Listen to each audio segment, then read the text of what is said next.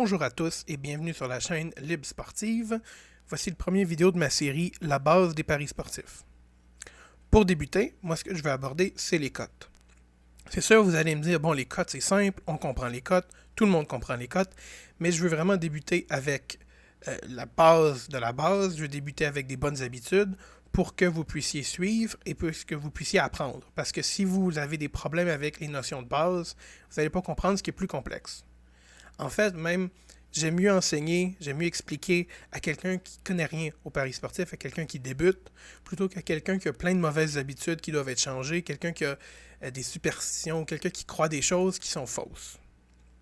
Bon, c'est sûr qu'avant de commencer, avant de vous expliquer, je veux parler un peu de mon expérience, de qui je suis. Moi, je fais des paris depuis 2012, de façon plus sérieuse depuis 5 ou 6 ans. J'ai débuté vraiment en jouant au poker et en pariant un peu pour le plaisir autour de ça.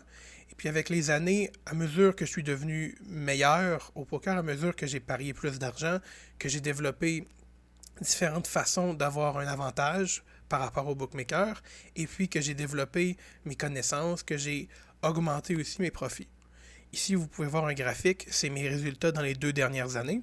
C'est au-dessus de 9100 paris, et puis j'ai gagné à autour de 3,2% de ROI. Et puis comme la plupart des parieurs gagnants, les sites qui ne sont pas Pinacle ou qui ne sont pas différents brokers m'ont limité. La plupart des sites que j'utilise, j'ai des limites.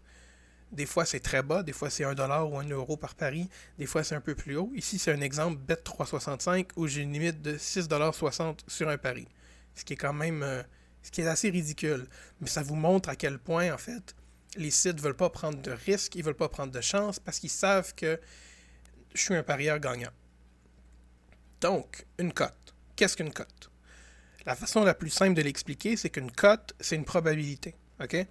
Si, ici, là, j'ai pris l'exemple d'un match entre Brighton et Manchester United pour plus que 2,5 buts, vous pouvez voir les cotes tournent tous autour de 2,09. Il y a des petites différences dépendant BetDAQ ou Matchbook qui sont des exchanges par rapport à Pinacle ou Swobet, par exemple. Mais, ici, la cote, c'est ça. C'est qu'ils pensent que le marché a établi que au-dessus de 2,5 buts, les chances que ça ait lieu, c'est un petit peu moins que 50%. Okay? La cote représente une probabilité, mais la cote qui est offerte chez Pinacle, par exemple, c'est pas une probabilité directe, parce que c'est la probabilité moins la marge du bookmaker. Okay? C'est important de comprendre, les bookmakers font de l'argent en ayant une marge. Okay? Si un pari, ici je vous donne un exemple, est un 50-50, un pile ou face, c'est-à-dire que les cotes réelles, okay, quand je lance la pièce de monnaie, les cotes réelles sont de 50% pile, 50% face. La cote qui va être offerte ne sera jamais de 50-50, la cote va plutôt être 1.91, 1.91, c'est le standard. Okay, dans les sports américains, au football américain par exemple, si l'équipe à domicile est moins 3.5 points, l'équipe à l'extérieur va être plus 3.5 points, la cote va être autour de 1.91. Ça implique des marges de 4,71%. Ça veut dire que si je prenais un pari au hasard, sans aucune analyse, sans rien prendre en compte, sur le long terme, pour chaque 100$, 100€, sans peu importe ma devise que je parie, je vais perdre 4,71. C'est la base. Okay? Le bookmaker, lui, va faire de l'argent en ayant des paris des deux côtés de l'événement. Ça ne veut pas dire que l'argent va être séparé exactement de façon à ce que le bookmaker fasse un profit, peu importe qui gagne, mais le risque va être réparti de façon à ce qu'il n'y ait jamais un énorme parti pris. Okay? Le bookmaker n'est pas intéressé à avoir beaucoup de risques. Ce que le bookmaker veut, c'est de l'argent. Okay? Le bookmaker veut prendre l'argent des parieurs perdants. Idéalement, la plupart veulent limiter les parieurs gagnants et puis juste faire leur marge tranquillement. Okay? C'est aussi simple que ça. Comment s'ajuste une cote donc? Quand le bookmaker sort une cote, la cote va être sortie avec une très petite limite. Ici, je vous donne un exemple d'un graphique de mon broker Sports Market qui montre le même match que j'avais plus tôt pour au-dessus de 2,5 buts sur à peu près une journée, l'évolution des cotes. Comme on peut voir, les cotes bougent beaucoup. Okay? La cote Pinacle va monter de 0,01, descendre un peu, remonter, redescendre. Pourquoi? La cote s'ajuste en fait à cause de l'argent. C'est simple comme ça. Le bookmaker n'a pas à suivre ce qui se passe. Le bookmaker n'a pas à comprendre ce qui se passe. Le bookmaker a juste à réagir à l'argent qui est parié. Le marché, c'est-à-dire tout l'argent des parieurs, que les parieurs soient gagnants ou perdants, que je passe un pari de 100, 1000, 10, 2 euros, peu importe, le marché va contenir toute l'information de tout le monde, et puis c'est le marché, c'est l'argent qui va ajuster les cotes. Certains bookmakers copient des cotes de d'autres, certains vont utiliser des services qui vont faire qu'ils n'ont même pas à s'occuper des cotes, que c'est quelqu'un d'autre qui les ajuste pour eux, mais à la base, la cote va être ajustée en fonction de l'argent. C'est important de comprendre ça. Donc, la cote qui est sortie au début, la cote d'ouverture, a une très petite limite. Okay? J'ai un autre exemple ici, vous pouvez voir. On peut voir la cote sur Coolbet et la cote de référence. La cote de référence représente à peu près la cote de Pinacle. On peut voir que les cotes d'ouverture sont relativement proches l'une de l'autre. C'est assez stable. Les cotes d'ouverture, vous devez comprendre, ont une petite limite. Okay? Même sur une grosse ligue, ça va être quelques centaines de dollars. Et puis, à mesure qu'on se rapproche du match, à mesure que les jours passent, plus les limites sont grosses et puis plus le marché va s'ajuster de façon à ce que la cote soit près de la réalité. Okay? Donc, quelqu'un qui veut parier 5000 euros, il ne peut pas le faire les premières journées. Donc, il va attendre. Même si cette personne-là a des informations, en général, elle va attendre plusieurs jours pour pouvoir placer son argent. Ce qui fait que plus quelqu'un a d'informations, plus quelqu'un a d'argent, plus la personne attend la fin, et puis plus on peut voir ici dans mon exemple, dans les dernières heures avant le match, la cote chute. Okay? Probablement qu'il y a eu une blessure ou je sais pas, un joueur a été suspendu, l'alignement est différent de ce que quelqu'un pensait, mais ça reste que les cotes s'ajustent parce que l'argent est beaucoup plus... Les mises sont plus élevées, les limites sont beaucoup plus élevées, et donc c'est beaucoup plus liquide. Okay? Pensez un peu, c'est presque comme à la bourse, où plus une action a d'achat et de vente, plus ça peut monter ou descendre rapidement parce que c'est très liquide. C'est comme ça pour les cotes. Okay? Plus le marché est gros, plus il y a d'informations dans la cote, plus il y a d'argent dans la cote, et puis plus ça va être difficile pour une personne de la changer, mais plus si un joueur est blessé, beaucoup de gens vont le savoir et beaucoup de gens vont parier en même temps, ce qui fait que la cote va chuter ou va monter très rapidement. Vous devez voir ici aussi que la cote va être ajustée selon les paris des parieurs. Donc, le bookmaker, lui, prend sa marge. Pinacle, la raison qu'il s'accepte les parieurs gagnants, ça a été expliqué dans plusieurs podcasts, même par le directeur du trading de Pinacle, c'est que les parieurs gagnants vont être employés un peu comme des consultants. C'est pas grave si Pinacle me donne 3 ou 4% de ROI sur mon pari de 200$, parce qu'ils savent que je les aide à ajuster la cote, qu'ils vont pouvoir prendre des paris de 500, 1000, 2000$ avec la cote que j'ai aidé à fabriquer, avec la cote que j'ai aidé à ajuster. Donc, ça revient moins cher pour eux qu'engager des gens qui vont suivre les informations, qui vont faire des programmes, des algorithmes pour déterminer la cote. C'est important de comprendre que beaucoup d'autres bookmakers réagissent pas exactement comme ça face aux parieurs gagnants, mais réagissent exactement de la même façon à l'argent. Okay? Si beaucoup d'argent rentre d'un côté, la cote va chuter. Le bookmaker n'a pas besoin de suivre ce qui se passe. Donc, s'il y a une erreur de cote, c'est pas que le bookmaker a mal pris en compte les choses. En général, l'erreur de cote, c'est que le marché s'est mal ajusté. Les gens ont donné trop de valeur à quelque chose, les gens sont pas au courant de quelque chose. C'est ça qui va créer l'erreur de cote, c'est ça qui va créer la value. C'est important de comprendre que le bookmaker n'est pas notre ennemi.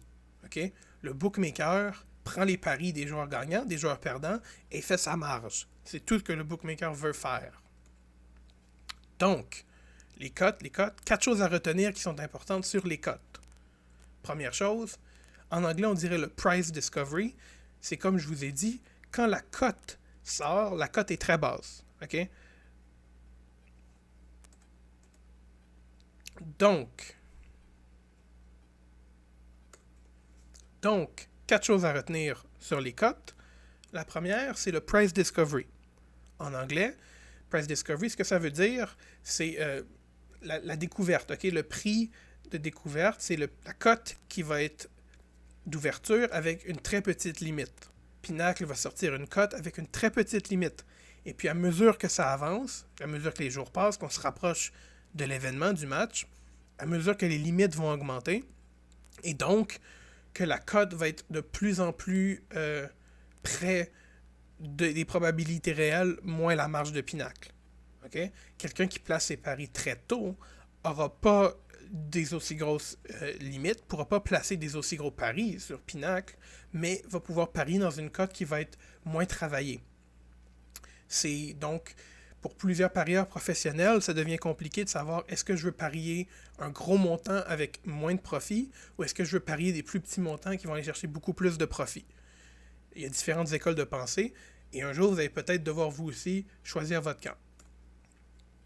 Donc, deuxième chose, c'est le marché qui va déterminer les prix. Okay? Le marché détermine tous les prix parce que c'est les parieurs qui composent le marché. Le bookmaker ne va pas prendre position, en général.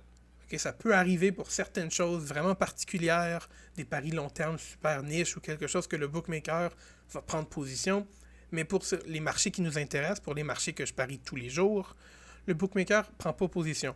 Si moi je gagne, je vais être payé avec l'argent de quelqu'un qui a perdu. Okay? Pensez un peu, c'est comme jouer au poker au casino. Le casino là, se prend une marge sur l'argent qui change de main, mais le casino, ça ne devrait pas le déranger qui gagne ou qui perd. Dans les paris sportifs, c'est un peu différent, parce que la plupart des sites n'aiment pas les joueurs gagnants. Même les joueurs qui perdent très peu vont être limités. Okay?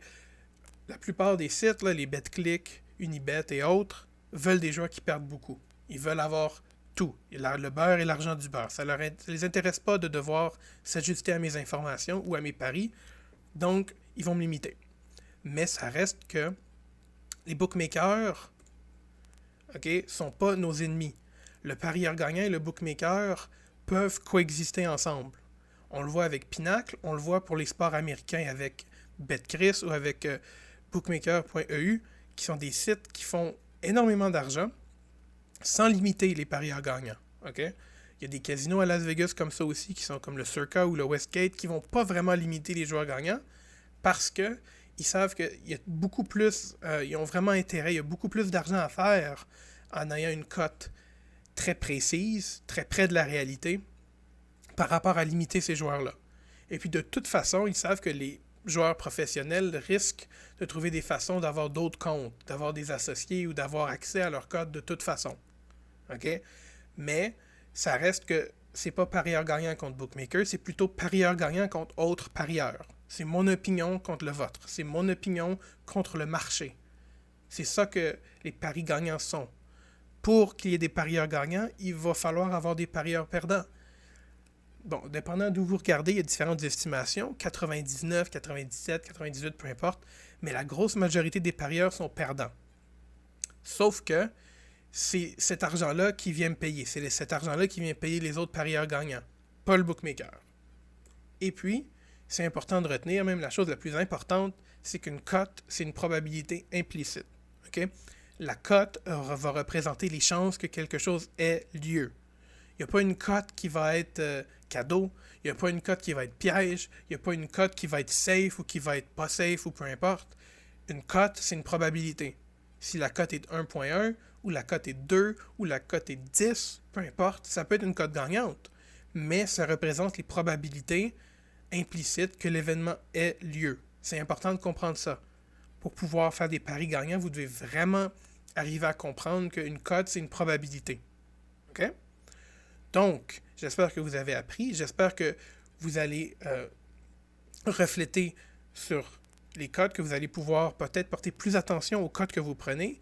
Et puis, on se voit dans le deuxième vidéo de ma série. Merci.